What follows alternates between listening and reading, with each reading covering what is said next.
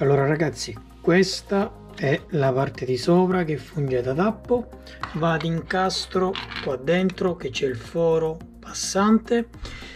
Questo è il coperchio in bianco, stampato ragazzi tutto con la mia 3D, tutto in PLA, eccolo qui.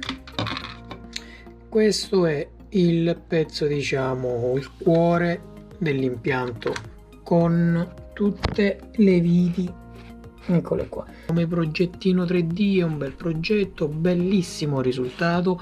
Sotto c'è la scheda elettronica, alimentazione 5 volt. Queste sono le strip digitali, eccole qui, tutte connesse, che poi alla fine ragazzi sono 1 2 3 4 5 6 7 8, sono 8 strip digitali che comunque quando alimentati fanno un bello spettacolo. Qua c'è il sensore, eccolo qui, sensore infrarosso. Grazie al telecomando posso andare a regolare tanti effetti, eccoli qui. Niente ragazzi, per questo video è tutto, lo riassemblo, iscrivetevi al canale, mi raccomando, e niente, seguimi, un like e al prossimo video.